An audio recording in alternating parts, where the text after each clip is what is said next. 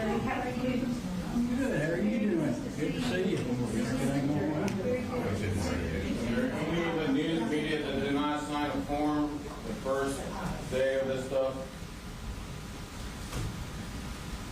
For the Rule 22, did you sign in at the beginning of the week? I'm new today, but I do have a Rule 22. And then just wait for me to get the form. We'll make you sign the form. Do you have your Rule 22 on you? Yes, sir. How many do you all need? If this is real, I think that What about the other guys? you just need, okay. If you all need one, just let Tony know. Thanks for bringing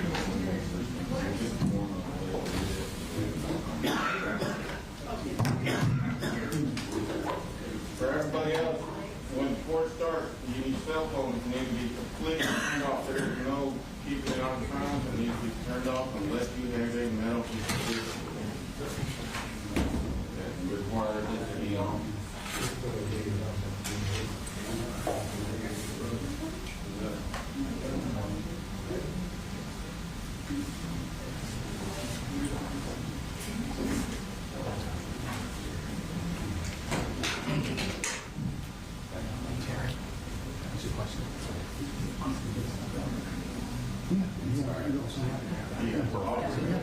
Let's get the money. Get the sound. Is it up here? Yeah, this is the floor in there.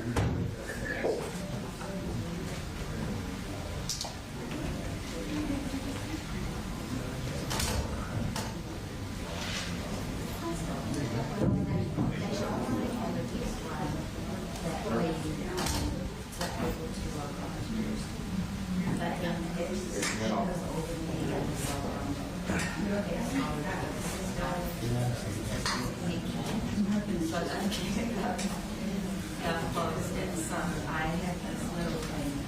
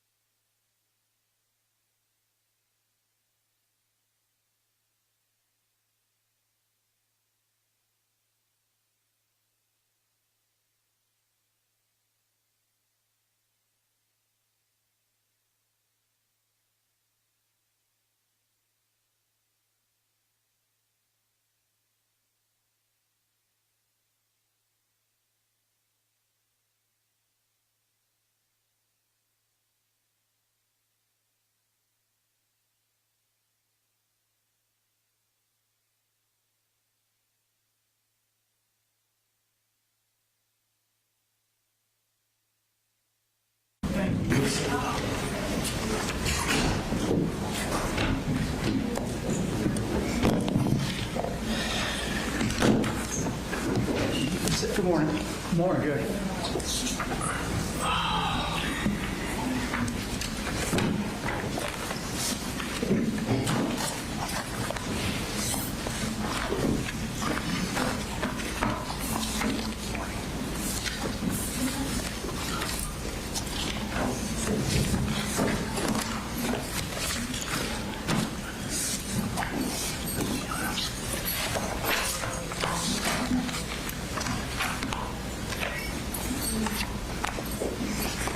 All right, we're all present.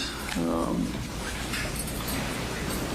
know it's been some time. We're here for the sentencing for Colin Gray, State of Georgia versus Colin Gray. Does the state have any evidence in aggravation or victim impact testimony to present? We have big.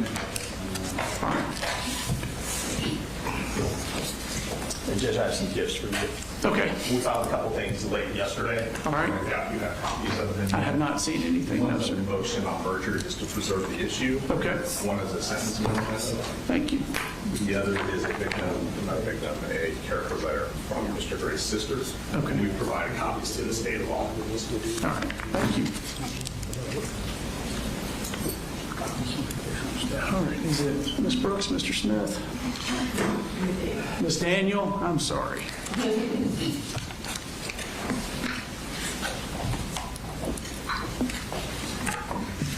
So Judge, the first victim we're going to call is Shayna Aspinwall.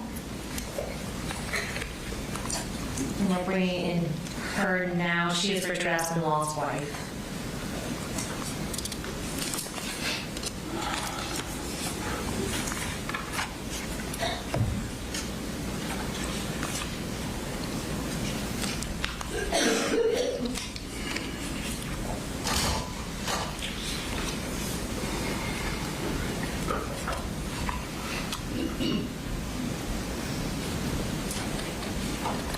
Ms. Aspinwall, I'm going to have you go ahead and raise your right hand. Do you swear or affirm any testimony you're about to give and that happening for the court is the truth, the whole truth, and nothing but the truth, so help you God? And Ms. Aspinwall, if you'll just state your name for the court and tell the court what you would like them to know regarding sentencing Colin Gray. My name is Shayna Aspinwall, and I'm the wife of Ricky Aspinwall. On September 4th, 2024, my husband left for work expecting to spend another day doing what he loved, teaching his students, coaching his players, and making a difference in their lives. He never came home. Ricky was the love of my life and the heart of our family. He was an incredible husband and an amazing father to our daughters. Everything he did was for us. He celebrated our victories, carried us through our struggles, and made our home a place filled with love, laughter, and security. To the world, Ricky was a math teacher and a football coach. To his students, he was someone who believed in them, challenged them, and encouraged them. To the players he coached, he was a mentor who taught far more than football. To my daughters, he was an amazing and loving father that would protect them. To me, he was my best friend, my partner, and the person I expected to grow old with. Ricky and I both shared a passion of teaching and coaching. I was a high school teacher as well, but can no longer teach in the classroom. Due to suffering with PTSD from the trauma of September 4th. What if another student shot me at school?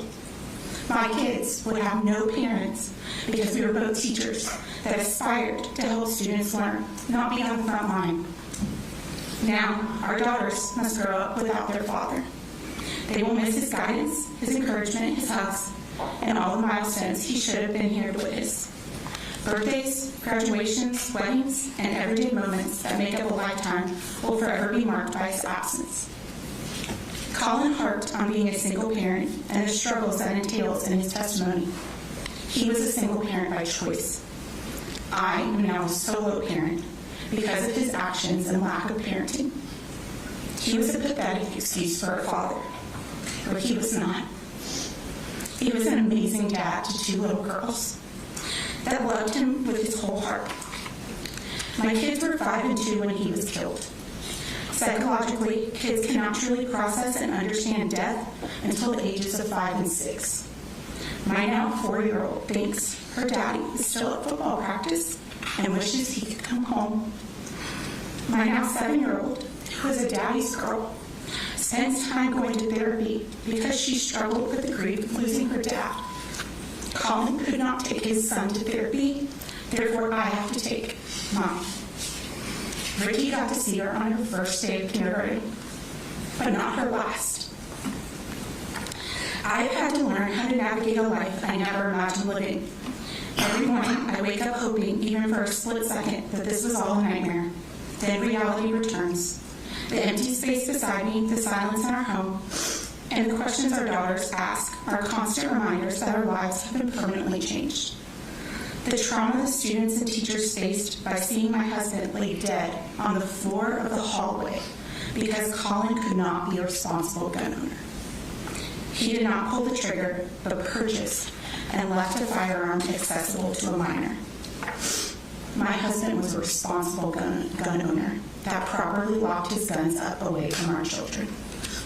No sentence can restore what was taken from us. No punishment can give my husband back to his family or erase the pain that has become part of our daily lives. But I ask the court to remember that this case is about more than the lives that ended that day. It is also about the families left behind who must carry the grief and trauma for the rest of our lives. I hope Ricky is remembered not only for the way he died, but for the way he lived. He lived with kindness, integrity, compassion, and courage. He dedicated his life to helping others, and even in his final moments, he was doing what came naturally to him, protecting the students entrusted to his care. Our family will carry his love with us always, but we will always carry the weight of the loss for the rest of our lives. Thank you for allowing me to speak on behalf of my husband and our family. Thank you. I assume you have, No questions, Judge. if you do, just I will stand up. thank you. Yes, sir.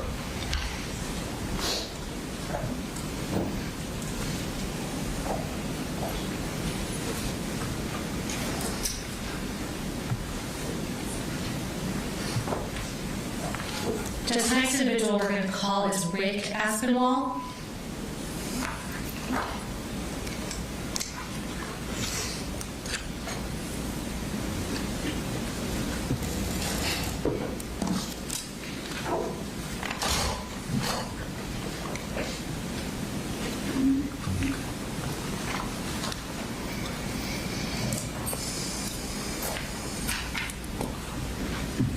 Mr. Aspinwall, I'm going to have you go ahead and raise your right hand. Do you swear affirm any testimony you're about to give in the matter now coming before the court is the truth, the whole truth, and nothing but the truth, so help you God? I do.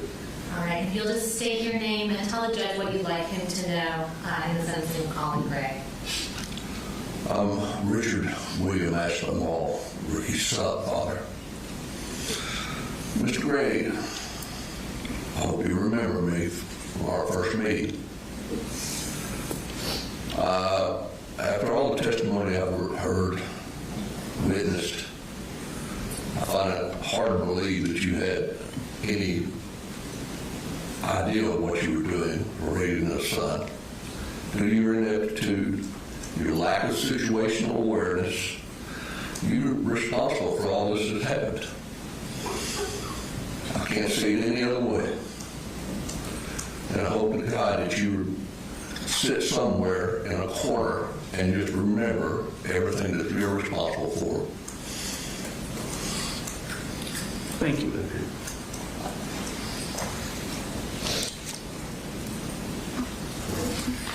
Judge, next we're going to call up Ansley Gossett. You said Gossett. Yes, sir. I believe it's Gossett.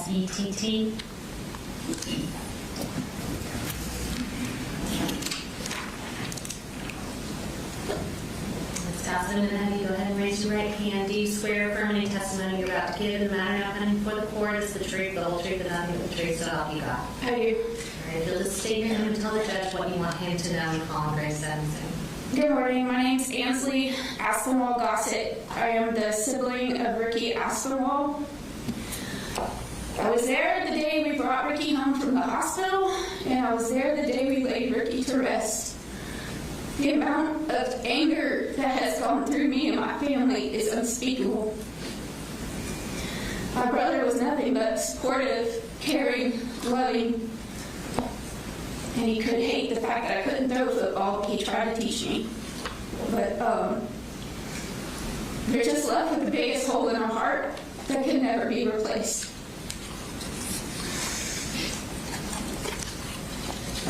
Words just cannot express, the extreme sadness for our family and the other families that have been impacted by this stupid act of irresponsible parenting.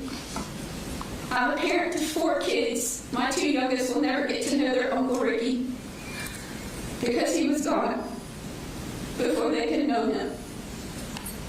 My 2 oldest were there the day we laid Ricky to rest, and they cried uncontrollably in my arms.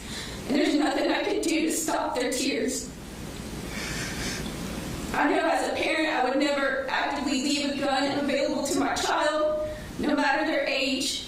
Even if they were of age, I would not let it be accessible. And because of this, we're here today giving testimony because guns were left available to a young child that thought he was doing something incredible. It was such incredibly stupid. I feel like this man deserves the maximum sentence possible and should never have a slight chance of freedom again. Thank you. Thank you.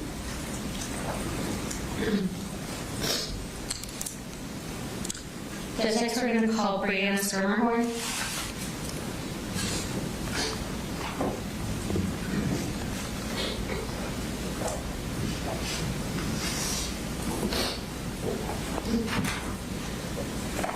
Then raise your right hand. Do you swear affirming the testimony you're about to give in the matter now pending before the court is the truth, the whole truth, and nothing but the truth, so help you God? I do.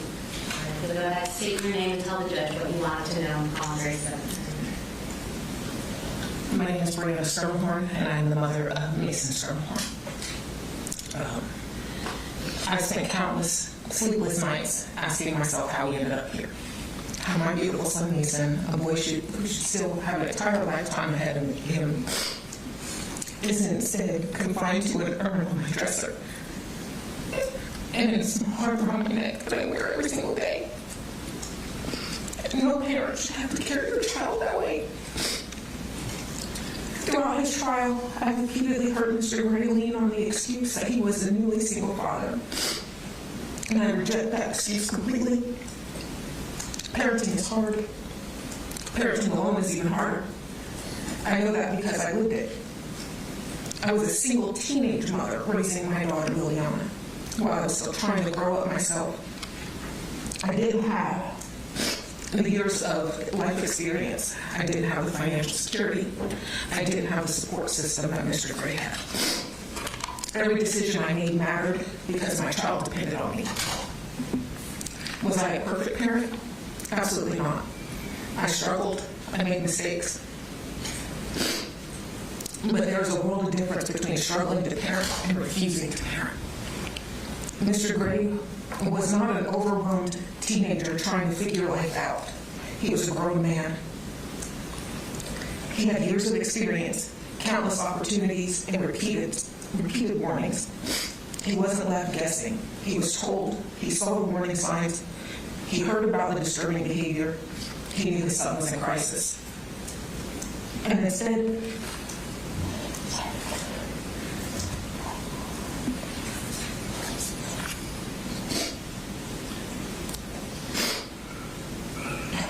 of acting, he chose to look away. Instead of intervening, he chose inaction. Instead of protecting his son from himself and protecting our community from the danger his son posed, he armed him. That wasn't an accident. That wasn't bad luck. That wasn't simply poor judgment. That was a choice. A choice that handed a troubled teenager the very weapon that was later used to murder my son, along with Christian, Ricky, and Christina. People keep calling this a tragedy. And it was. The tragedies are unavoidable. This wasn't unavoidable. This was preventable. Because of the choices made inside the Gray household, 4 families were handed life sentences of grief. Mason will never graduate. He will never fall in love. He will never build the career he dreamed of. He will never marry.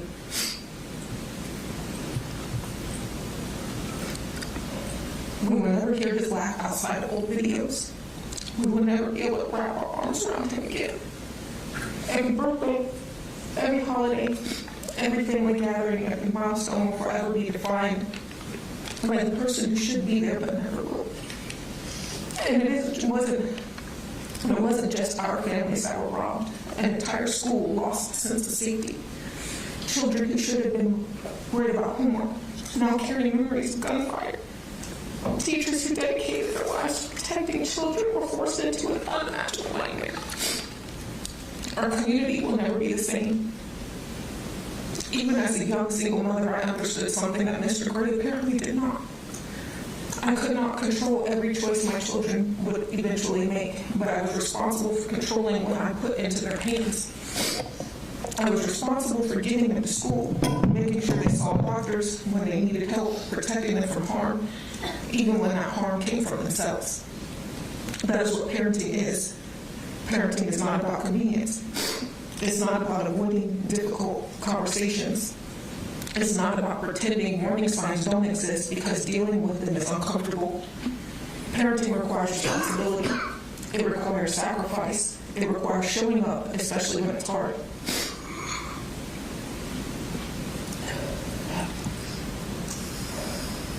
I remained a single parent until I met my husband.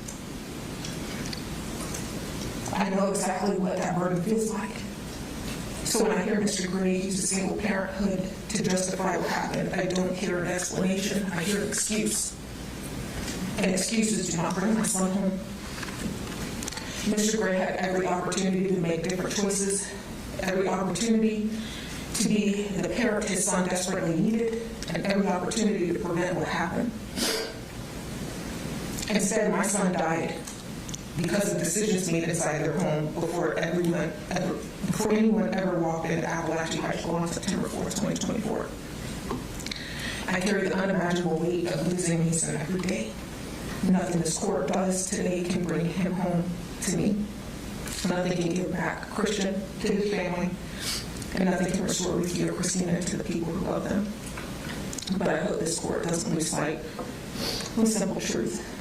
Children depend on adults to make responsible decisions. When adults abandon that responsibility, innocent people pay the price. We pay with our children. Mason deserved better.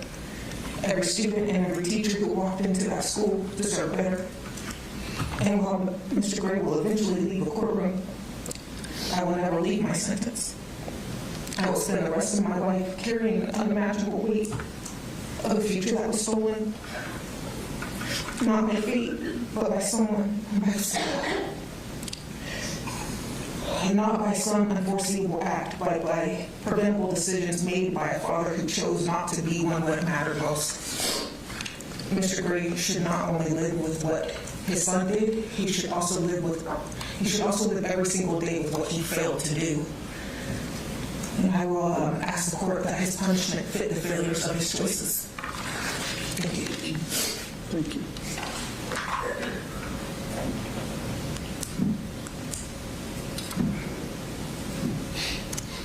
Judge, we'll call Wallace from Horn.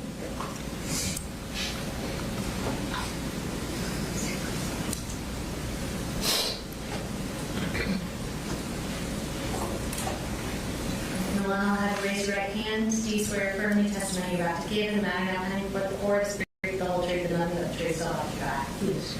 Okay, you'll just tell the judge your name and tell him what you want him to know with Colin Gray sentencing. My name is Alana from Horn Wallace. Before I talk about the choices that led us here today, I want to talk about those choices, who those choices affected.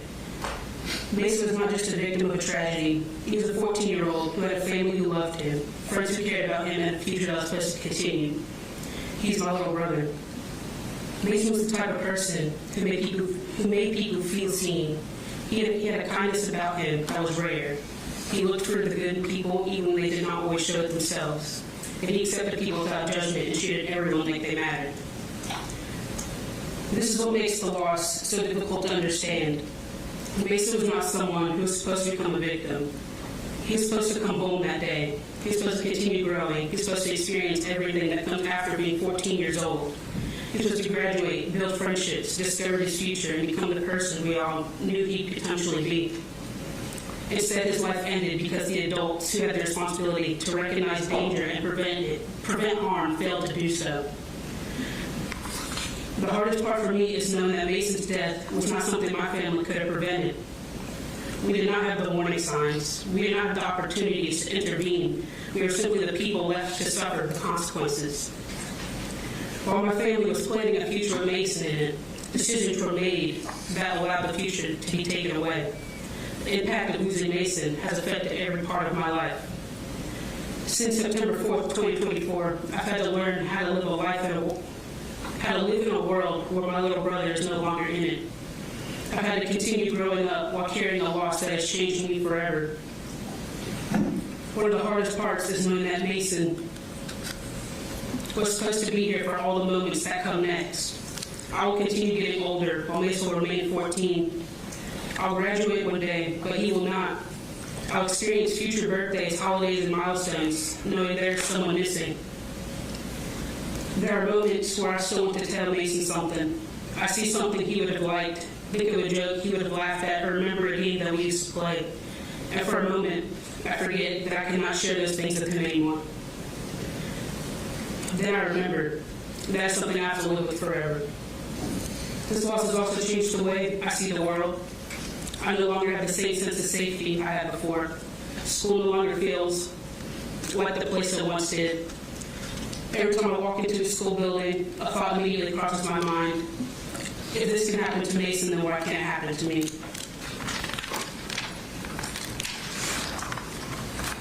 I find myself paying attention to exits, watching the people around me, and thinking about things I never had to think of before. While trying to grieve my brother, I was also expected to continue being a full-time college student. I missed classes to attend court because being here for Mason matters to me. But for me to not get kicked out of the classes, I have to provide documentation proving that my brother was killed in this tragedy. Having to hand over these documents is just another painful reminder that this wasn't just a nightmare that I'm living in.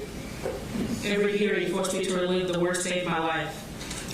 I had to hear details no sister should ever have to hear and evidence no family should ever have to see. Those memories don't stay in the courtroom when the hearing ends. They follow me everywhere.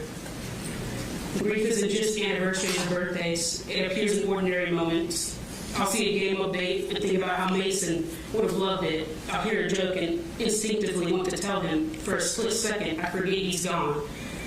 Then I remember, and that realization never gets easier. I'm still moving forward, but I'm moving forward without someone who's supposed to be beside me. That is the reality my family's been left with. When I think about Mr. Gray's role in this tragedy, I think about the responsibility that comes with being a parent. Parents are supposed to protect their children. They're supposed to recognize when something is wrong, take concern seriously, and step in when their children's actions create a danger to themselves or others. That responsibility is not fulfilled. This tragedy did not begin on September 4th, 2024. There were warning signs before that day. There were opportunities to make different choices. There were moments where action could have been taken that may have changed the outcome. But what is hardest for me to accept is that the people in that school did not have the opportunity to protect themselves from decisions being made around them. They went to school that morning expecting a normal day, and the fool we lost deserved to come home. But because the warning signs were not taken seriously enough, and because the responsibility to prevent harm was not handled the way it should have been, my family is left living with a loss that will never go away. But what makes this even harder to accept is that this was not a situation where there were no signs. There were moments where action could have been taken. There were opportunities to step in before people were injured or killed. After his son made threats and showed signs of concerning behavior, the danger was still allowed to remain. The firearms were still accessible. The ammunition, whatever that word is, ammo, was still accessible. The things that could have been secured were not handled with the urgency that they required. Mr. Gray had gun locks, but having a safety measure means nothing if it's not used when it matters most. The gun should have been locked away. Ammo should have been secured. There should not have been a possibility that a 14-year-old child could have access to tools needed to carry out something like this. What's difficult to understand is that there were concerns serious enough to create fear, yet those concerns did not lead to this level of action that was needed. If a parent is afraid of what their child may do, that fear should lead to a reason to protect others. It should be a reason to remove access to anything that could cause harm. It should be a reason to seek immediate help and intervention. Instead, the danger continued to exist until it became a tragedy that my family has to live with forever. I understand that no one can change what happened on September 4th. Nothing said in this courtroom can bring Mason back to my family, but accountability matters because Mason's life mattered. I understand that no one can change. He was not supposed to become the result of a series of missed warnings and failed decisions. He's supposed to continue living his life. He's supposed to grow up, make mistakes, chase his dreams, and become the person he's meant to be. Instead, my family has to live with the consequences of choices we never made. We have to wake up every day knowing that Mason is gone. We have to celebrate milestones knowing there's someone missing. We have to imagine the future he should have had because we will never get to see it happen. Mr. Gray had opportunities to make different choices. He had opportunities to take action to protect his son, to protect others. My family did not have an opportunity to stop what happened. Mason did not have an opportunity to come home. That is the difference. A decision was made that changed countless lives forever, and people who suffered the most were the ones who had no part in making that decision. Mason deserved better. Christian deserved better. Christina deserved better. Richard deserved better. Everyone in that school and in this community deserved better. I understand that no sentence can erase the pain that my family has lived through since September 4th. However, I do believe Mr. Gray should be held fully accountable for the role his decisions played in this tragedy. Because of that, I respectfully ask to impose the maximum sentence allowed by law. I ask for the maximum sentence not out of revenge, but because the consequences of these failures were irreversible. 4 innocent people lost their lives. Many others were physically and emotionally wounded, and countless families, including mine, will carry this loss for the rest of our lives. No sentence will ever be equal to what was taken from us. But I do hope the sentence imposed today reflects the seriousness of Mr. Gray's responsibility and the immeasurable value of the lives that will forever change. Thank you, Alana.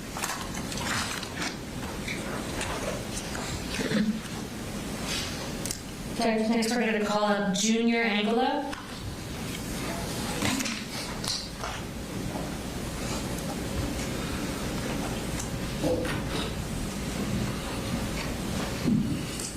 Raise your right hand. Do you swear affirming testimony you're about to give in the matter of any book report is the truth, the whole truth, and nothing but the truth? So, all right, if you'll tell the judge your name and what you want to know. My name is Ismael Angulo Jr. I'm the oldest sibling of Cristian Gabriel Angulo. Your Honor, even though he didn't pull the trigger himself, I am asking this court to give him the absolute maximum sentence possible. He is a complete failure of a father. He made a choice to buy that rifle. He made a choice to ignore every red flag. And because of his choices, my little brother Christian and 3 others, Mason, Coach Aspinwall, and Ms. Ermi are gone. And so many others will carry permanent scars for the rest of their lives. A parent's negligence shouldn't cost innocent children their lives. He built this tragedy at Apalachee High School. He showed no remorse. To him, it was just another Wednesday. He deserves every single day of the maximum sentence possible. Our families are living a lifelong sentence of grief, and he should face the full weight of his. Thank you. Thank you.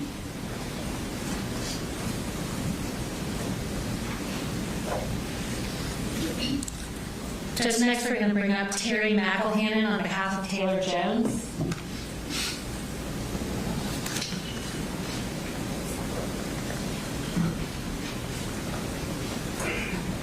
Mr. McElhannon, if you raise your right hand, do you swear affirming testimony you're about to give in the matter happening before the court is the truth, the whole truth, and nothing but the truth? So help you God. All right, you'll state your name and tell the judge what you want him to know in this hearing. My name is Terry McElhannon. I am the grandfather of Taylor Jones. Why are we here today? It's because of him. His actions and his neglect are responsible for what happened here. Though he did not shoot the gun, he bought the bullets that enabled his son to kill people, hurt people, mangle them for life. I was in therapy yesterday, and this guy asked me, he said, "Is that your granddaughter?" And I said, "Yes." And he said, "Is that where she was shot?" The wounds are still visible. She was shot more than one time, and she lingers with that every day. After 4 months in the hospital after this accident, she has endured more pain than she should have. The community has delivered and got more pain than they deserve because of this action. I don't know that he could be remembered by being what he thinks he is, Colt, but he will be remembered, but not in my thoughts. Let me tell you a little bit about Taylor, what led up to this, and can it get worse? Taylor lost her mom from an L-bed heart pump 4 years ago, which stopped up with a blood clot and killed her. Can it get worse? Yes, it does. She lost her grandmother that drowned in Lake Erie a year later. She lost her great-grandmother, my wife, which died with dementia the third year. She lost her uncles, and she lost my brother, which she called Papa too, because anyway, I won't tell you what he died of, but it's been sad. I think, can it get any worse? This comes along. This has tormented us for a long, long time. She contemplated suicide in the hospital because of so much pain she was in. She couldn't get over it. And she didn't want to live. She wanted to go see her mama. Can it get worse? It does. We're here today. Because of what he did, even though he didn't shoot, he bought the bullets. And for that, he deserves the maximum punishment. Thank you. Thank you.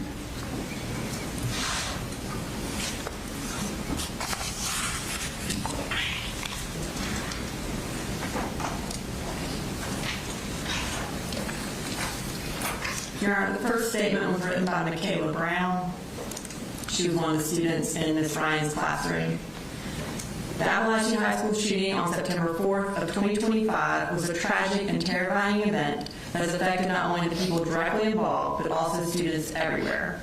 Knowing that something like this can happen at a school makes me feel very unsafe and anxious. Since being involved with the shooting, I have been feeling scared to even go in the dark to take my dogs out to use the bathroom. Loud noises like doors slamming hard make me jump because they remind me of what could happen. It's hard to feel relaxed or normal when things like that are always in the back of my mind. I also get nervous being home alone because I am thinking someone is going to break in and hurt me. I don't feel as safe as I used to. I used to think Apalachee was going to be a safe place for me to learn and graduate and make new friends. But no, now I just go to school thinking that I'm not safe here. This situation shows how deeply events like this can impact students mentally and emotionally. It's not just something that happens and goes away, it stays with people. Schools are supposed to be safe places, and when that safety is broken, it changes how we feel every day. And then the next statement was written by Sarah Beaver on behalf of Jackson Beaver, who was another one of the students in Ms. Ryan's classroom on September 4th.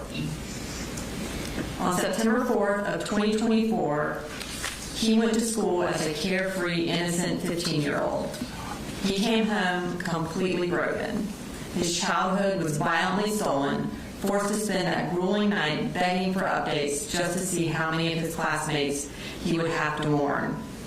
Now my son, like so many others, carries a crushing weight of guilt that belongs solely to the defendant. He torments himself thinking he didn't do enough. He has looked at us through tears and said it should have been him.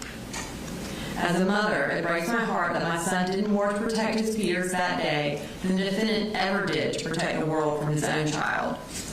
This trauma is a direct result of the defendant's absolute catastrophic failure as a parent. While I spent 15 years nurturing, loving, and protecting my son, you spent years actively ignoring the warning signs of a monster in your home.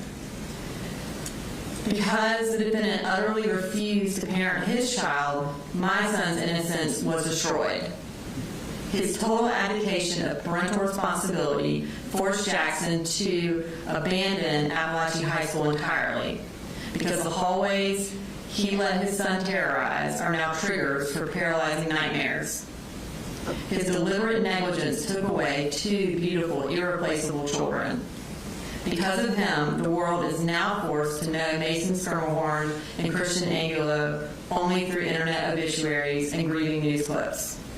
They were just boys. They were supposed to grow up, play video games, and have futures. You didn't just fail your own son, Colin Gray. He robbed the world of Mason and Christian and left their families with a shattering permanent void. He robbed the world of Richard and Christina. They were people of honor, love, and courage.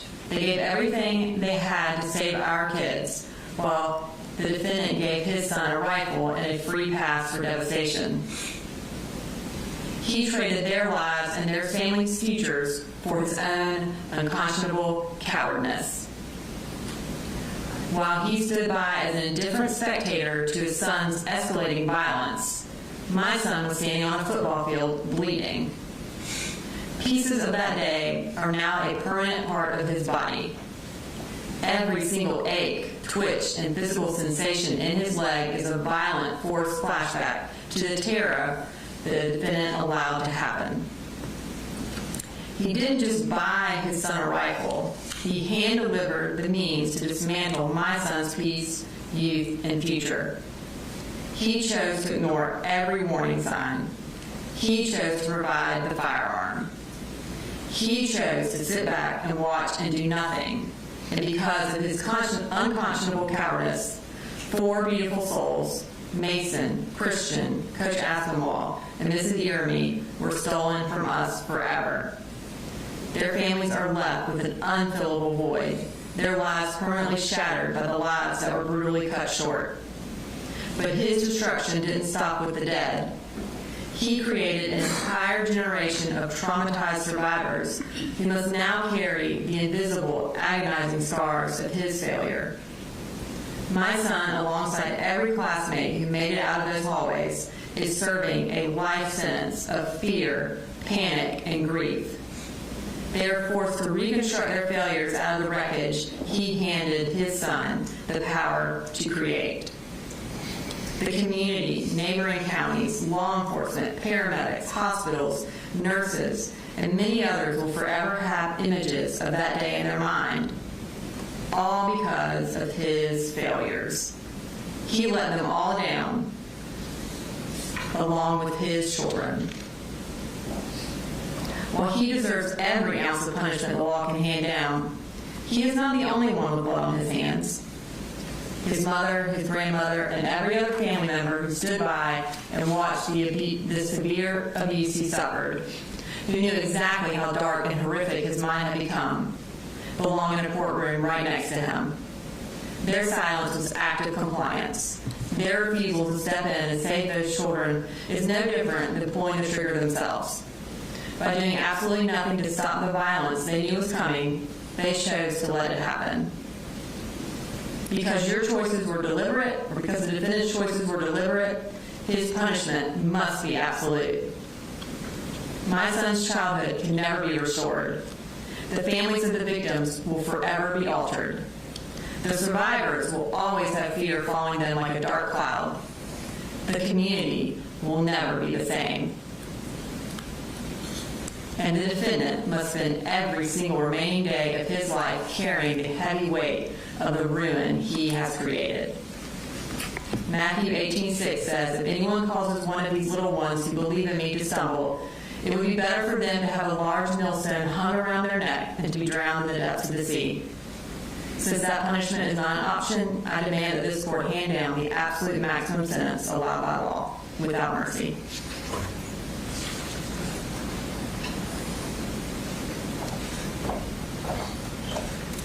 Judge, next we have Natalie Griffith.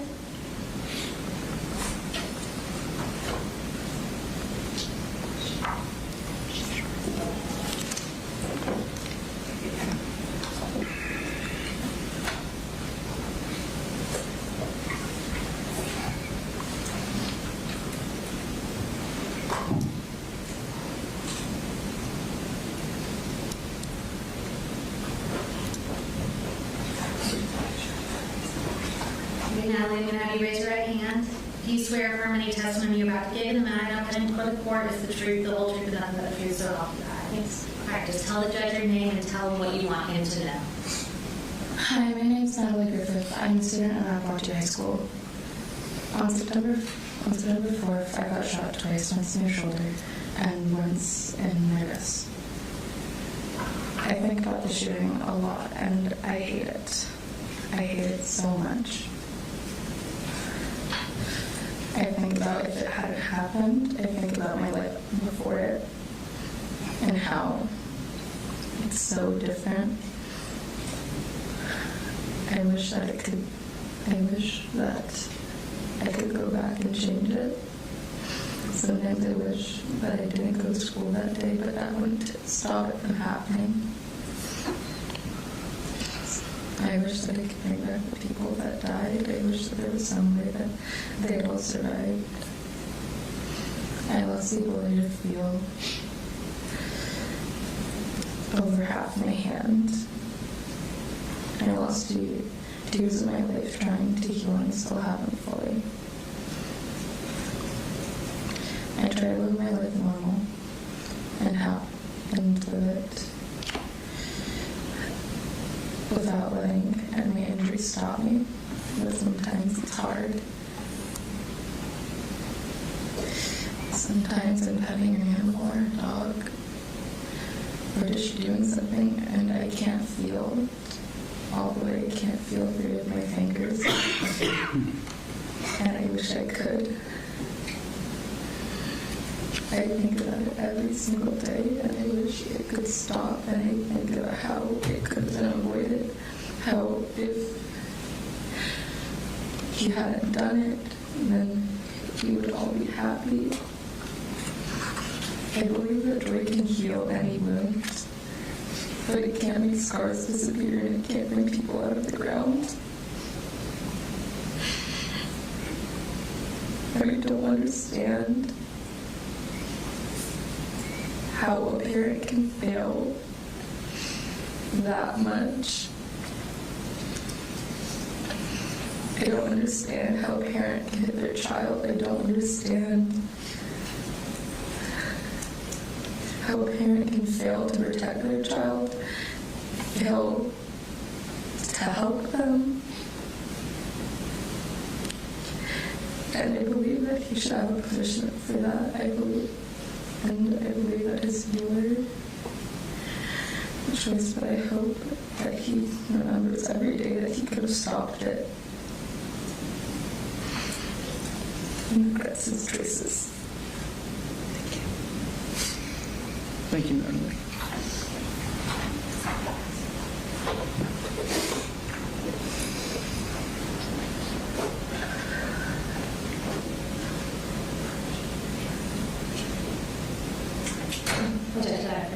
Yes, ma'am.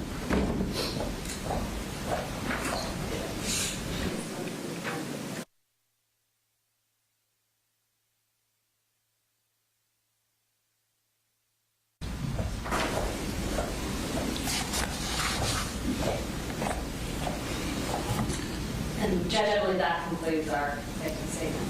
All right, and there's no evidence in aggravation, is that right? No. All right. Mr. Berry, Mr. Hobbs, evidence in mitigation.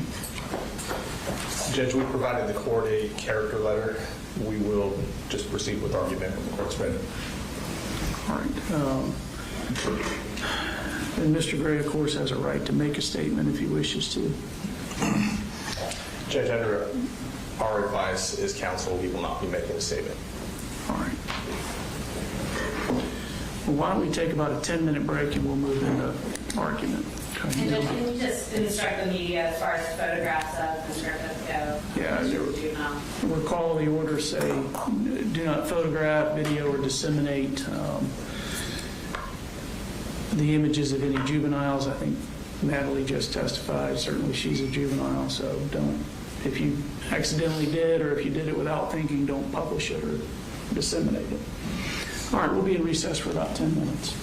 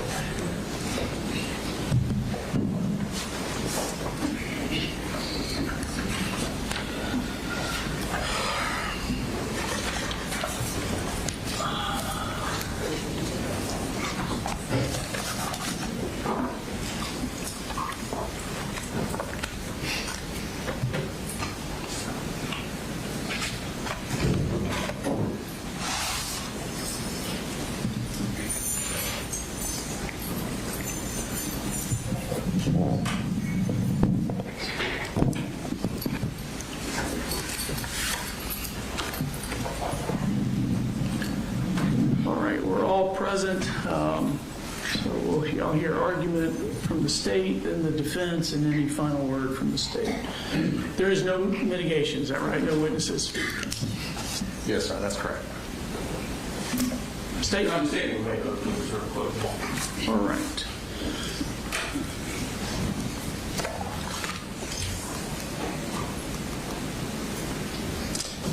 Good morning, Your Honor. May I please report? Before I say anything on behalf of Colin Gray, I want to acknowledge what everyone in this room knows to be true, that nothing that happens here today, no argument that I make, no sentence this court imposes can restore what was taken on September 4th from these families and from this community. Colin Gray does not come before this court to be excused for that. He comes to be sentenced for what he did and not for what his son did. When the jury convicted Colin Gray in March, it never heard from the one person who knew the whole truth of what was planned in that house. Colt Gray did not testify at his father's trial, and this court has now spent a week hearing that missing evidence. And 2 days ago, it made findings about that missing evidence. So I want to begin not with our theory, but with this court's own record. 6 things now stand in it that no jury ever weighed. First would be the concealment, from the only voice with first-hand knowledge. Colt Gray told his court that he actively hid the depth of his involvement in that online community from almost everyone in his life, including his father, that his father did not know what he was planning. We did not ask the court to take the confessed killer at his word. We asked the court to notice that his words matched the physical evidence that the jury did see. The hidden notes, the burner accounts, the absence, after 2 years of investigation by the state, of a single text, email, or single witness placing that plan within Colin Gray's knowledge. Second, the notes on Colt Gray's phone show hostility towards his father and expressed hope that his father would be punished. I'm not going to read those words in the courtroom. I know the court saw them during the trial. I raised them for only one reason. A son who wanted his father punished and wrote it down had every incentive in the world to implicate him, instead confirmed that he kept that world secret from Colin. Third, the timeline moved because Colin Gray was in fact moving. The court heard that Colt accelerated his plan when his father sought mental health for him through the school. The original plan called for this execution to be on the anniversary in February of the Parkland shooting. Because Colin was taking steps, Colt decided to counter-move and accelerate his plan. Was it enough what Colin did? Obviously not. The jury has said so, and Colin accepts that. But it was not nothing, and it was not indifference. Hi, good morning. My name is Charlie. So I'm calling from the State Resource Center. Please turn your phones off. Fourth, the defense expert who testified before the court this week described the family profile of children who fall into these communities, the true crime community.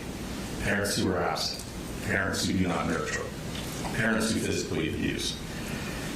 Your Honor heard 9 days of trial evidence about Colin Gray, and whatever else it showed a father who was present, who pulled his son towards hunting in the outdoors, who was trying, however ineptly, to get him back into school and away from his computer, who didn't physically or mentally abuse him. And the same expert told this court the single best intervention for a child is to get him away from that community, to get him off of the computer.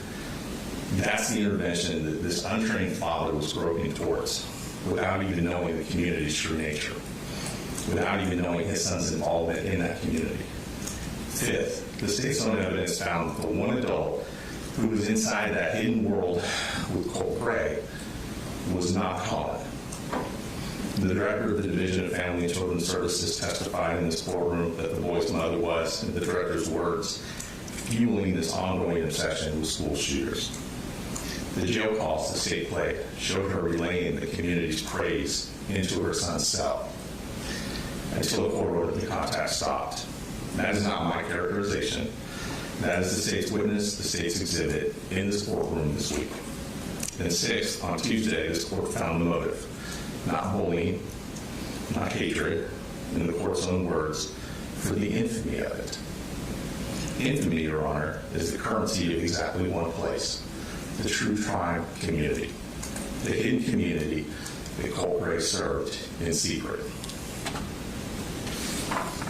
The motive this court found did not live in Colin Gray's house. It lived in a world that Colin Gray did not know existed. Now, Your Honor, the state's strongest foreseeability evidence at trial was one simple fact.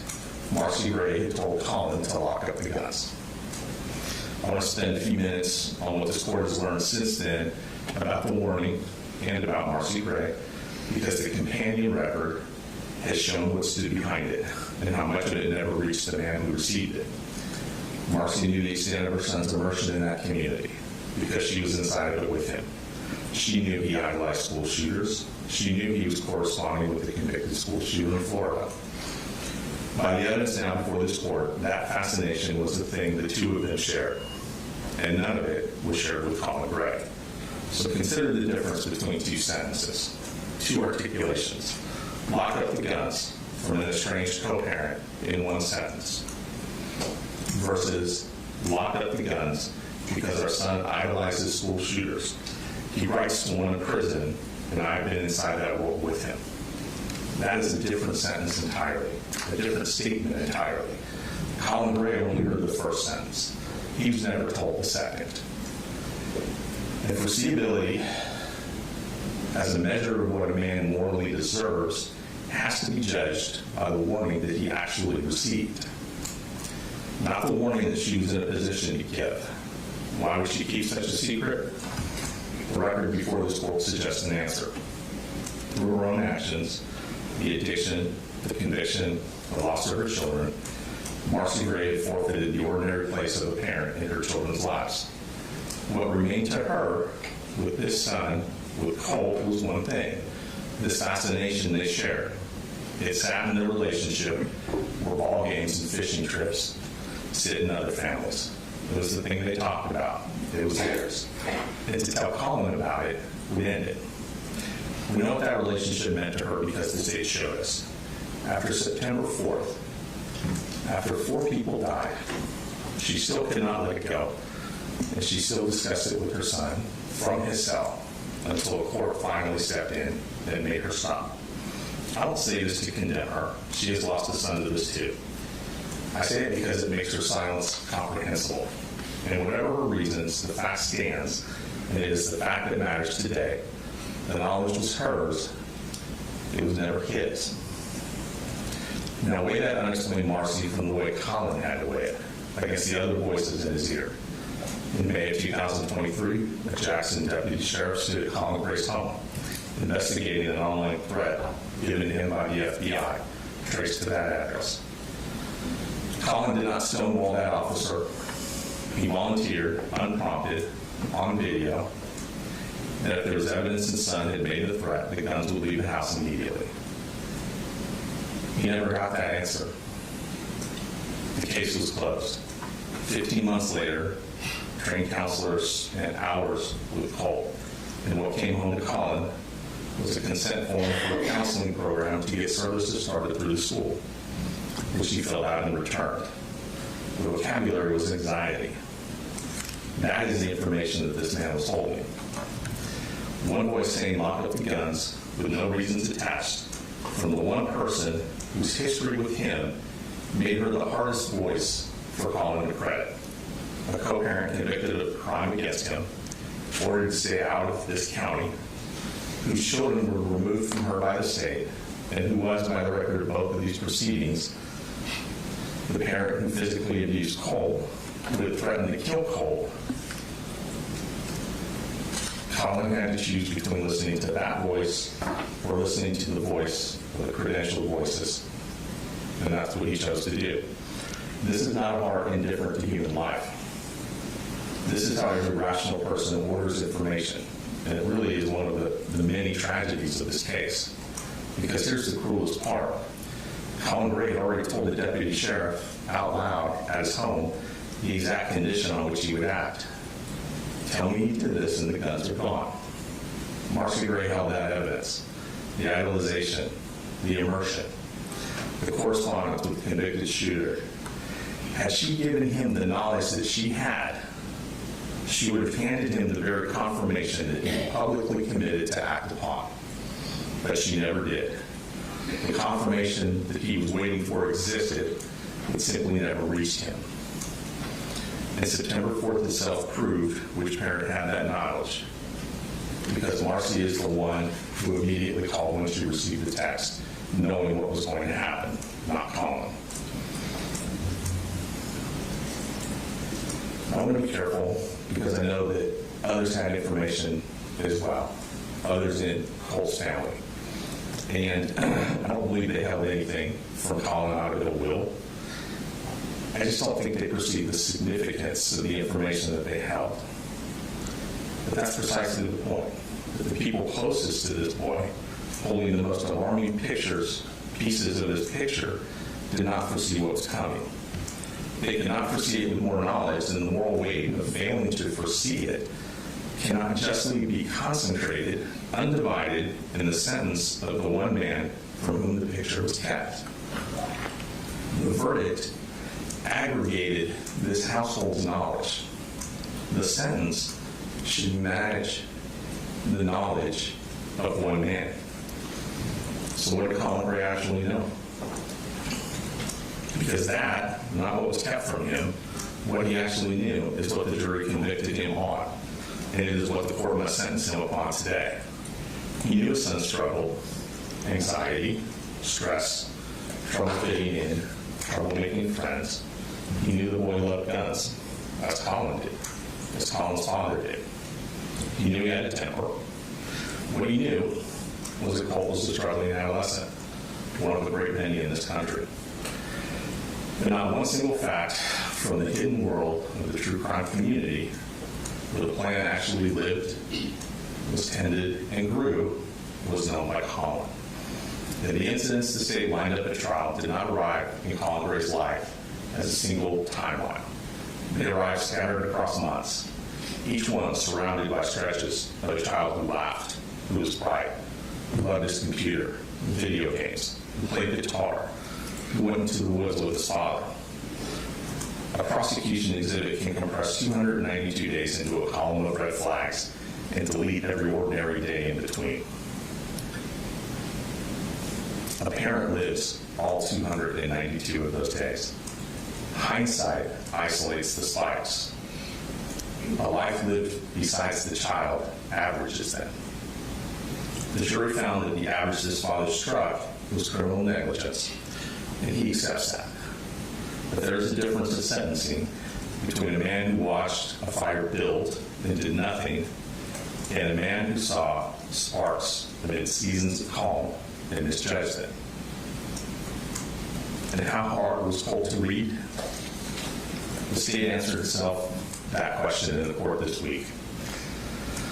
The state court told the court that when this boy said the words, "I hear voices, I want to black out," that he was not breaking down. He was performing a scripted imitation of his idol Nicholas Cruz's arrest interview. An Easter egg planted by a boy the state describes calculating up to the second of the shooting. I accept the state's proof.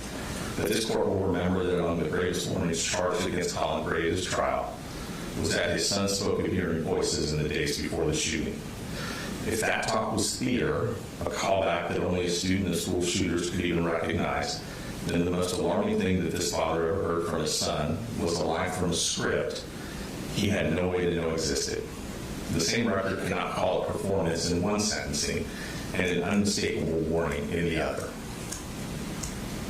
And the state also said that it does not know why this boy is what he is. I don't know why the shark is the way the shark is. Maybe he's born that way. Maybe something no one can name. Your Honor, that was an honest answer, and I respect that answer, and I respect the state for giving it. But it does have a consequence for today. In the state of Georgia, with the complete record, every expert, every jail call, 2 years of hindsight, if they cannot explain this boy, then the law cannot justly sentence an untrained father as though he should have understood him in real time across the living room. Foresight cannot be demanded where hindsight has failed. The FBI sent a warning sent a tip to Jackson County Sheriff. They investigated and closed the file. A deputy sat with him and left. Trained counselors spent time with Colt before the shooting and sent him back to class.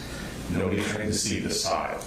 No parent is trained to look at his own child and see a mass shooter, especially when the professionals who were trained to do so did not. On Tuesday, this court wrote the first entry in the ledger that history is going to read as a pair. The killer, the one who planned it, who hid it, who staged it, and who carried it out, received a sentence of life without the possibility of parole. Made all the more exceptional by the age of the person at the time the crime was committed, 14 years old, the maximum that the law allows. Today, this court writes the second entry.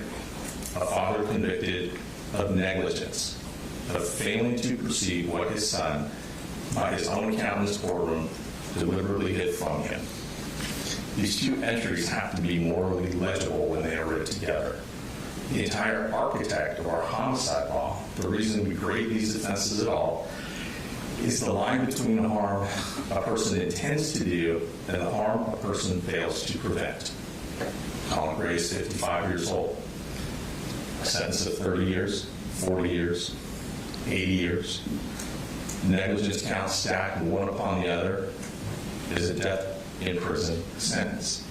Functionally, it's the very sentence this court just reserved for the individual, the killer himself. If the father's sentence looks like the son, then that line is gone. And this court, in the first case of its kind in Georgia, would have written the precedent that erases that line. There's exactly one comparable case in American history, and I'm sure the court is aware of it. The parents of the Oxford High School shooter, convicted of involuntary manslaughter for 4 deaths, were sentenced to 10 to 15 years with their counts to run concurrently. And Your Honor, their warnings were sharper and closer than anything in this record. They bought the gun 4 days before the shooting. They were called into the school the very morning of the attack, asked to take their son home, and declined to do so. They were shown their son's drawing of a gun and the words, quote unquote, "the thoughts won't stop, help me." And they said nothing to the school about the weapon that they had recently purchased their son, and they left him in that school. 10 to 15 years concurrent was the considered judgment of that court after victim impact testimony that was every bit as devastating as what the court has heard in the past week and today. We would ask this court not to make Georgia the national outlier in this first case of its kind against a defendant whose warnings came with less and whose efforts were more. Briefly, Your Honor, as to merger, we have filed a brief. We are asking, as in the case of first impression in Georgia, we believe that all of the counts should merge into count one, based upon the fact that Colin failed to do one thing. Now, I understand, without waiving any objection, the court may disagree with that argument. And as I said, I would understand because this is a sentence of first impression and an issue of first impression. Every count in this indictment arises when one continuous course of conduct, one gun, one child, one failure of perception over a span of months. The 18 cruelty counts do not describe 18 separate decisions by Colin Gray. They count the children present when the son acted. The number of those children is a proper measure of the gravity of this harm, and the court should weigh it in fully fixing the term. But to stack negligence counts consecutively is to count that gravity twice. We would ask the court, if it disagrees with our argument on merger, to run all the counts concurrent. Colin Gray did not choose his circumstances. It arrived by a telephone call from the Division of Family and Children's Services telling him to come get his 2 youngest children because their mother had relapsed.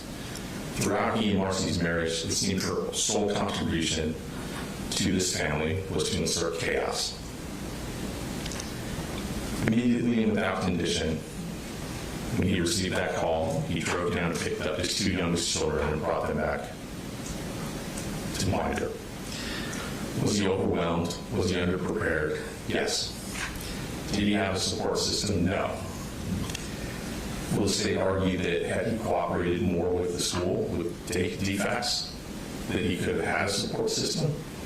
I'm sure they will, and we do not contest that. That, too, is part of the failure that the jury found and for which he will have to answer.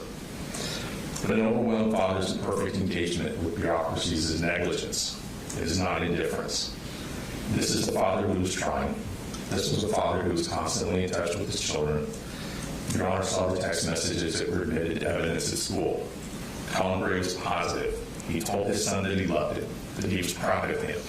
He encouraged him to go to school. He told him how happy he was when Colt told him that he had a good day at school.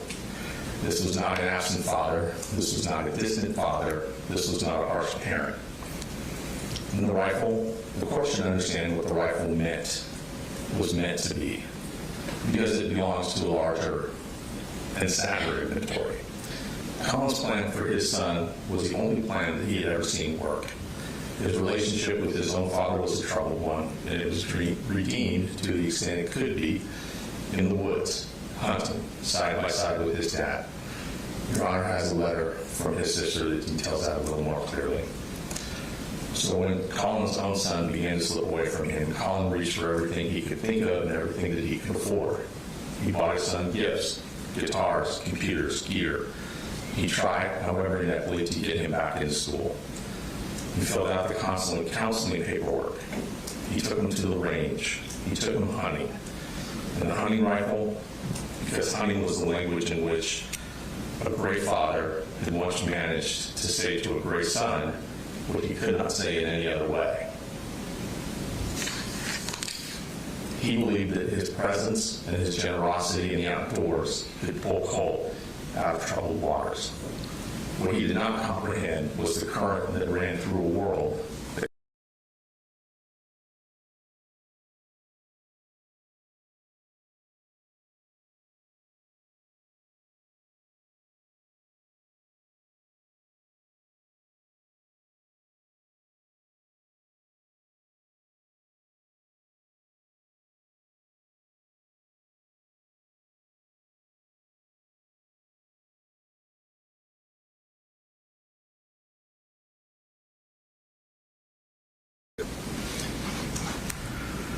And one more thing about Colin. From the first hours of September 4th, as the court saw, he cooperated. He sat with investigators that same day. No lawyers, no conditions, and he told the truth. In fact, the state built his case on his own candor. He has no prior felony record. He's been in custody 22 months now. There is no world in which Colin Gray will reoffend. Specific deterrence and incapacitation are simply not a part of this case. And his punishment did not begin with the verdict, and it will not end with his release. His son is in prison for life. His daughter is in foster care. His youngest son is in foster care. His family is gone. His name will forever be associated with this tragedy for the rest of his life and afterwards. The state may tell the court this case demands a message. Your Honor, that message has been sent. On March 3rd, a unanimous jury delivered the first conviction of its kind in the history of Georgia, and it was reported throughout the state and throughout this country. Every gun-owning parent in Georgia already knows that the law changed that day. Deterrence requires credible condemnation. It does not require that a 55-year-old first offender die in prison for negligence. A decade or more behind bars, following the first conviction of its kind, is a thunderous message by any account. So here's what we are asking of the court. On each count of murder in the second degree, we're asking the court to sentence Mr. Gray to 20 years, to serve 10 years in confinement, with the balance to be probated. On the counts that survive merger, 10 years concurrent. On the reckless conduct counts, 12 months concurrent. All the counts concurrent with each other. An effective sentence of 20 years to serve 10 years in custody. That is not leniency. 10 years in a Georgia prison for a man who never intended to harm a single human being is among the most severe sentences ever imposed on a parent in American history for the act of a child. It honors the statutory minimum It accounts for every life lost and every child in danger. It stands beside the criminal sentences rather than dwarfing them. And it preserves the one distinction this week of sentencing will be remembered for: the difference between the boy who carried that rifle and pulled the trigger and the father who did not see it coming. Your Honor, we understand the gravity of this situation. 4 people are gone, and nothing the court can do today can change that. But the question today is narrower, and in some ways harder. What does justice require when a father's negligence and a son's concealed intent meet on a single morning? This court has heard from the son himself and how completely that intent was hidden from the father. It has found that this was done for the infamy of it, the currency of a world the father never knew existed. It is already imposed on the one who did the killing the heaviest sentence the law allows. The sentence can be severe and still be just. We ask the court to impose one that is both the sentence we've asked for and to leave standing the line the law has always drawn between negligence and murder. Thank you. Thank you, Mr. Hobbs. Mr. Smith.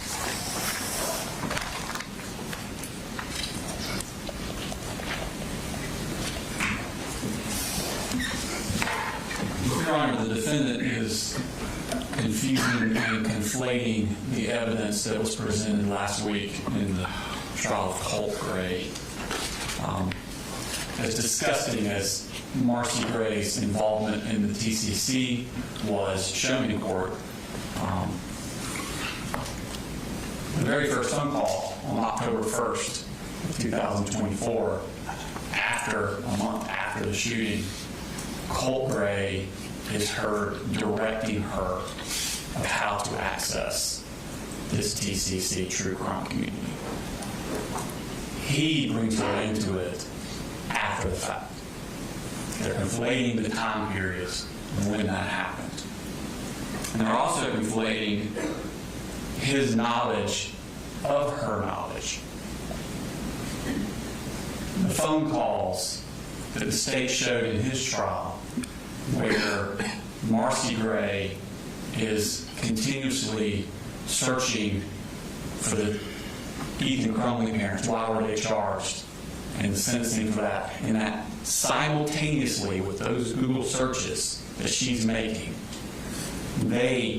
her and the defendant were making phone calls 6 in 1 hour simultaneously with her doing that. Showed to this jury that they were in communication with each other about the threat Colt Gray posed, their son posed to a school shooter. They're conflating the timelines of when these things happen. So let's look at the actual timeline in this case. In 2021, law enforcement came to his house because his son had searched how to kill your dad on the school computer. 2 years later, in 2023, law enforcement again came to his house because his son had threatened to commit a mass shooting at an elementary school. And at that meeting, law enforcement asked him to restrict his son's access to guns. But instead of doing that, just a few months later, for Christmas, he bought his son a 6-hour M400 rifle. And that summer, as his son's emotional health spiraled, this defendant allowed him to keep that rifle in his room. He was convicted for what he did know. And Colt lying, whether or not Colt was lying when he says he heard voices, he said to his dad he heard voices. And that should be the red flag that every parent should act on, especially one who has already been warned that his son wants to commit a mass shooting at a school. The defendant was convicted of ignoring a substantial and unjustifiable risk. And in order to settle upon an appropriate sentence, the court needs to look at the nature of the risk he ignored.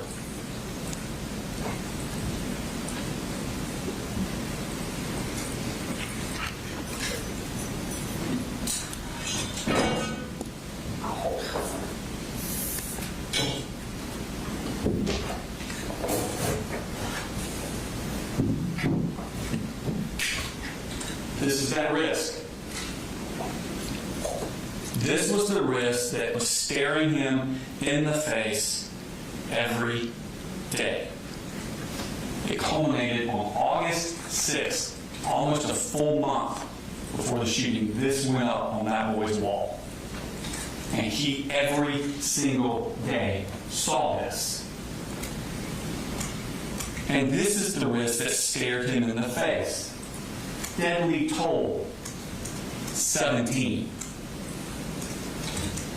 Tears, anger, flow.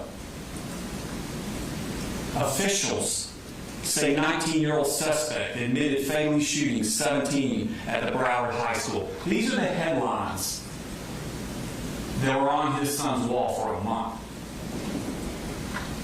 There are pictures of crying students, a prayer vigil, and children streaming out of their school with their hands above their heads. And this headline: Florida shooting suspect displayed flashes of rage and other warning signs. The same thing he was seeing in his own son at that very same time.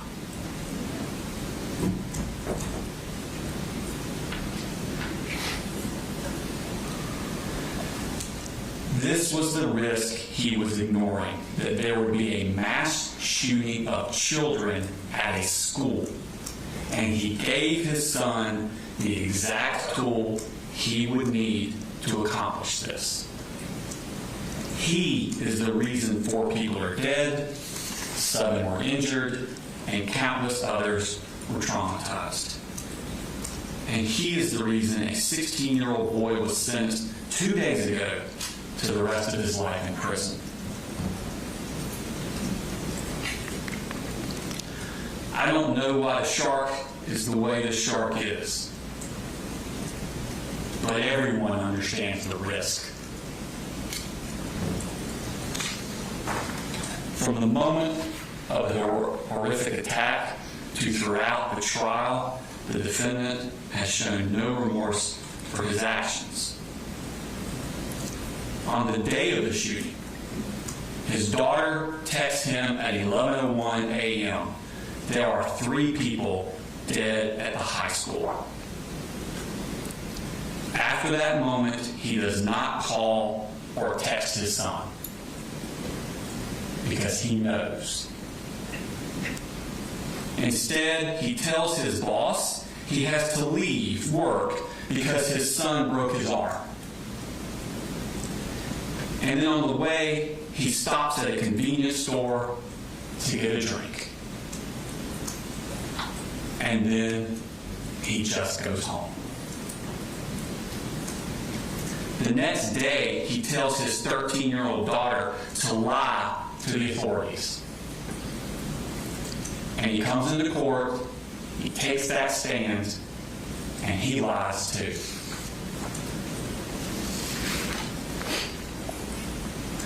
Others became heroes that day.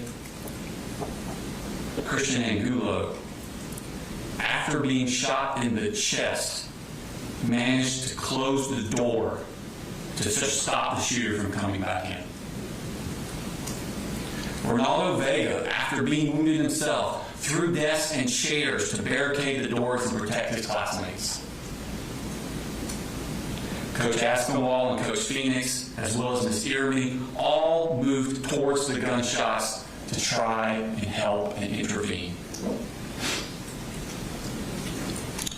A young man named Landon Adams, when Taylor Jones was struck in the leg in that room, Landon crawled over to her and held her hand, comforting her until help could arrive. Every child in that classroom was a hero when they came together to comfort and protect each other. And Mason Skirmerhorn never got the chance to do that. He was robbed of the opportunity to be the friend everyone knew him to be. But the defendant did nothing. Nothing to stop this, the greatest of risks. The mass murder of children is the maximum of risk, and for that he deserves the maximum of punishment. And do not forget that the Crumleys were sentenced to the max that was allowed by Michigan law. For murder, count 1, murder in the second degree of Christian Angulo, the state would ask the defendant be sentenced to 30 years to serve in confinement. In count 3, murder in the second degree for Mason Skirmerhorn, the state would ask for 30 years to be served in confinement consecutive to count 1. In count 5, involuntary manslaughter for the death of Richard Aspinwall, the state would ask for 10 years to serve in confinement consecutive to counts 1 and 3. For count 7, involuntary manslaughter for the death of Anna Christina Irmy, the state would ask for 10 years to serve in confinement consecutive to counts 1, 3, and 5. For counts 9 through 26, cruelty to children in the second degree, the state would ask for 10 years to serve concurrent to each other and the previous counts. Counts 27 and 29, reckless conduct, the state would ask for 12 months to serve concurrent for each other and the previous counts, for a total of 80 years to serve in confinement. State under court, State versus Bryant, Your Honor, 363 Georgia Appeals 349-202, and Harris versus the State 272 Georgia Appeals 366. Both say that the same incident with separate victims does not merge. And Gaither versus the State 312 Georgia Appeals 53 says that although the convictions arose from the same acts, they did not merge as a matter of fact or law because each count was based upon harm to a different victim. So that is why the state would ask her a sentence of 80 years to serve in confinement. All right, thank you. We're going to go ahead and take a recess. I need to review what the defense has presented here. Be in recess till 1 o'clock.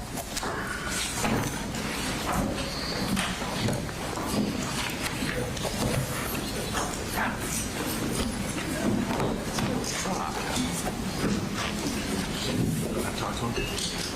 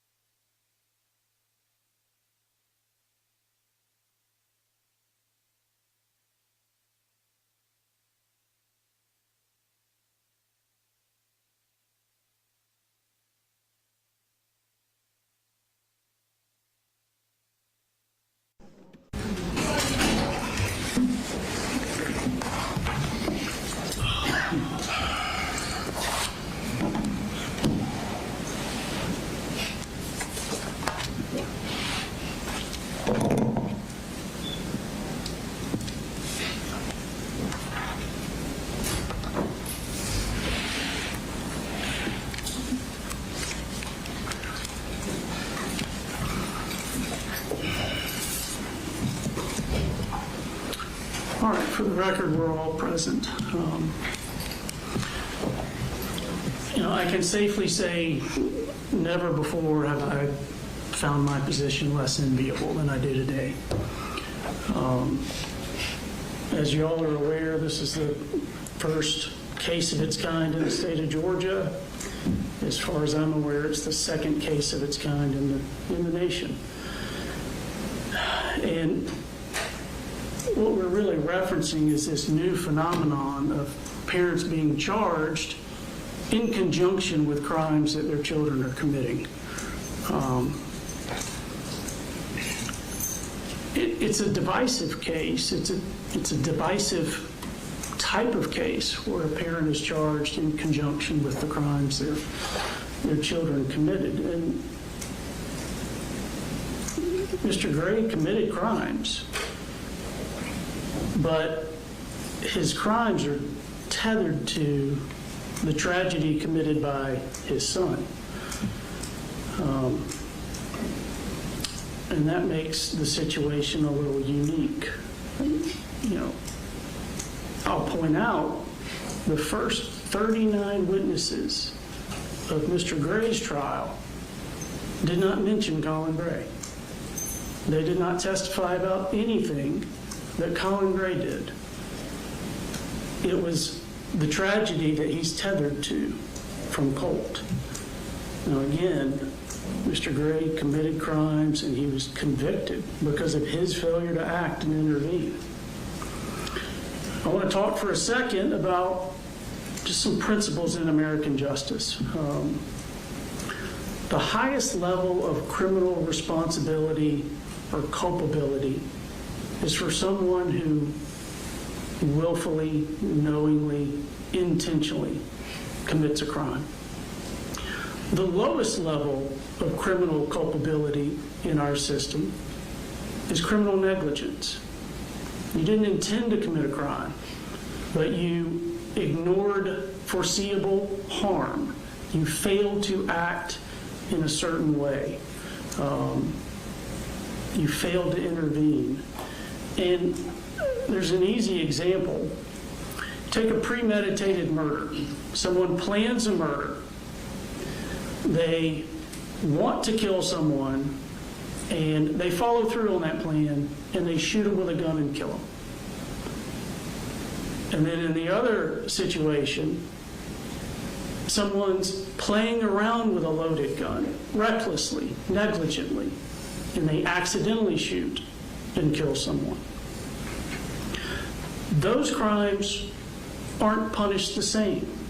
One is intentional, one is negligent.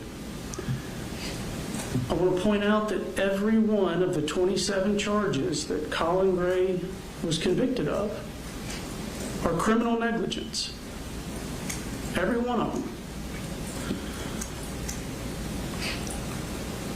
Punishing criminal negligence is not easy,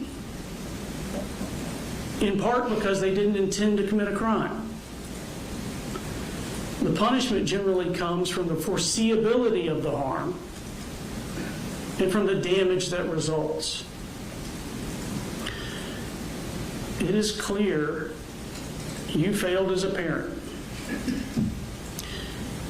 You did not provide a stable household. You did not have things in check with Marcy's issues and what the kids were being exposed to. You did not have Colt in activities that a boy should be in, where he's making connections with other children in person, where he feels loved, where he feels accepted. You didn't monitor what was going on with him in the computer. You didn't have him in school. He was in your care his entire 8th grade year, and he didn't go to school. And what did he do each of those days he should have been in school? He watched and rewatched the school shooting trial of Nicholas Cruz. He fell deeper and deeper into this obsession when he should have been in school every day. And that was a failure on your part. You didn't get him mental health counseling when it was obvious he needed some.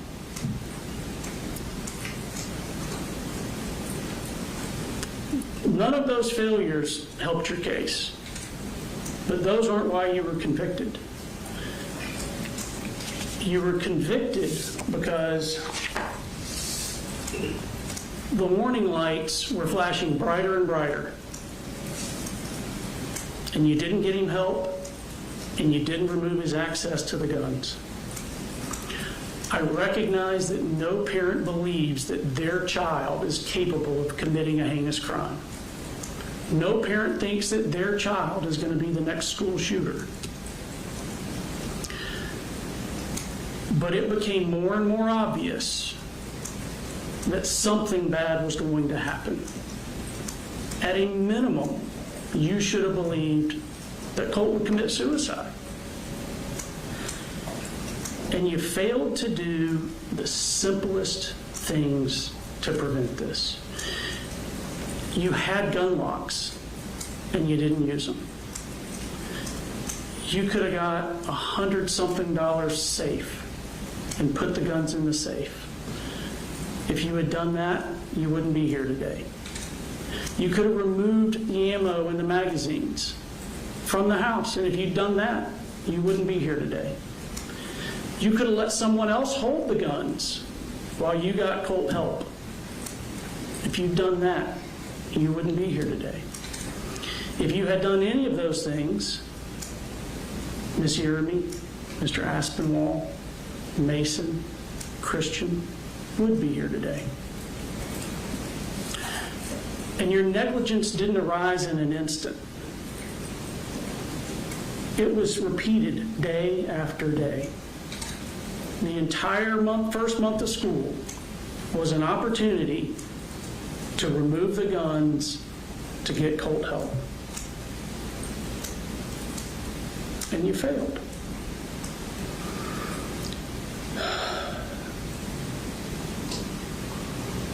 Again, sentencing for negligence is very difficult because there's not an intention to commit a crime. None of the crimes that you're convicted of require mandatory prison. And as I mentioned, the weight of your crimes is tethered and tied to the acts of someone else, your son. Two scenarios. You fail the same way in both. You fail to get Colt counseling. You fail to remove the guns from the house. In the one scenario, Colt changes his mind, doesn't go through with it. You're not charged with any crime at all. Your very same failures, Colt goes through with it as he did, commits the atrocity, and the state's asking for 80 years confinement for you. But your actions are identical in each of those scenarios.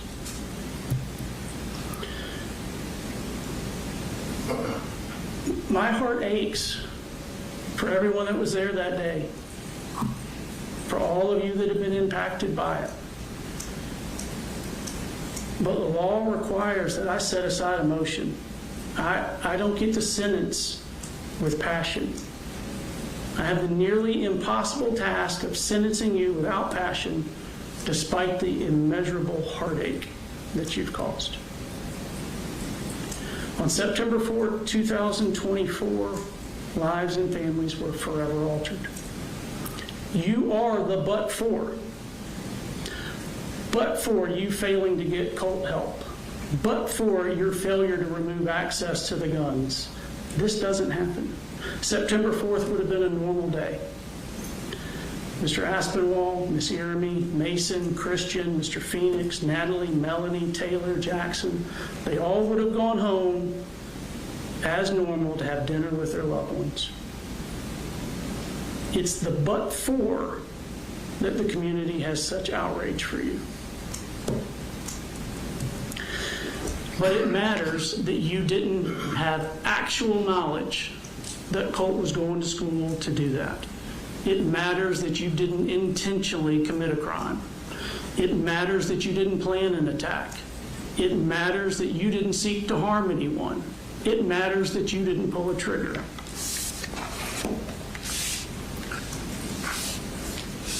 – As I indicated, all of your crimes are a form of criminal negligence. None of them require mandatory prison. I don't have a concern that you're going to commit future crimes. You're 55 years old and you have no criminal history. You didn't intend to commit these crimes that you've been convicted of. But the loss here is profound. But I still have to distinguish your acts from the malignant heart in the acts that Colt Gray committed upon the Apalachee School. For each of the murders in the second degree, I'm sentencing you to 15 years in confinement concurrent with one another. For each of the involuntary manslaughters, I'm sentencing you to 10 years confinement concurrent. For each non-merging cruelty to children, I'm sentencing you to 10 years in confinement concurrent. For each non-merging reckless conduct charge, I'm sentencing you to 12 months confinement concurrent. This is an aggregate sentence of 15 years in prison. I'm going to have the sentence filed presently. I want to advise you, I'm required to advise you that you have certain post-conviction appellate rights. You have the right to a court-appointed attorney if you need one, to file a direct appeal or a motion for new trial. Those have to be filed within 30 days of today's date. You have a right to file a petition for habeas corpus to challenge any violation of your constitutional rights or any legal errors. That has to be filed within 4 years of today's date. You have no right to a court-appointed attorney for a habeas corpus petition, as it's a civil proceeding. I'll ask defense counsel to file a placeholder motion for you. If you need court-appointed counsel, make sure you apply so that you can comply with those 30-day deadlines.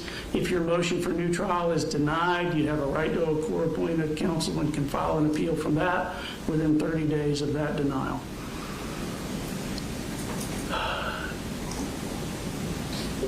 This only closes the legal chapter of this horror. The pain, the heartache, they continue. I understand that. I hope all of you know that this community loves you, and I ask that God gives you peace. Thank you. We're adjourned.